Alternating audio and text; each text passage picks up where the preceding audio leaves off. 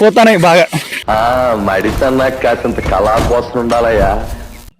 మన చేనులు అడిగి పందులు పడ్డాయంట, చూద్దాం దా ఒకసారి. మనకున్నదే అరెకరం పొలం, దాంట్లో పందులు పడతాయి, కుక్కలు పడతాయి, నక్కలు పడతాయి అంటే ఏం చేస్తాం మరి? అన్ని పందులో దోసుకొని తింటానే. పందులు ఎట్లా పడ్డాయి, ఎక్కడ పడ్డాయి అంటే అగో అక్కడ కనిపిస్తాను చూసిర్రా గుట్ట, ఆ గుట్ట నుంచి రాత్రి వస్తాయి. రాత్రి వచ్చి మొత్తం మొక్కజొన్న అంతా కొడుతున్నాయి పందులు. ఆ గుట్ట నుంచి ఇక్కడికి వస్తాయి, అట్లా పడతాయి మొత్తం పొలాలన్నీ తవ్వుకుంటా.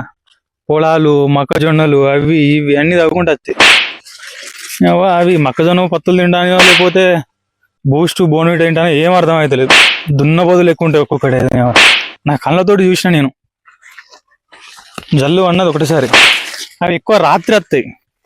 రాత్రి ఎందుకు వస్తాయంటే అప్పుడు ఎవరు ఉండడు కాబట్టి. డే టైంలో మనం ఉంటాం కదా, భయపడతాయి కొంచెం. అవి భయపడు, నేను భయపడతా కానీ. ఇక ఇక్కడనే ఇదే మాది, ఇక్కడ ఒక జామ చెట్టు కూడా ఉంటుంది. అట్లనే ఇది కాకుండా మా అమ్మకి బాగా ఇష్టమైన చుక్కుడుకాయలు, ఆ చెట్లు ఈ చెట్లు అన్నీ ఉంటాయి చిన్న చిన్నవి. చూడండి ఎంత పచ్చగా ఉన్నదో, ఇదంతా మాదే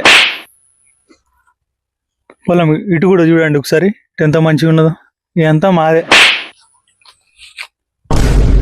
పందులు అనేది లోపలిది కొట్టినాయి, చూపెడతారు రారి ఎట్లా కొట్టినా.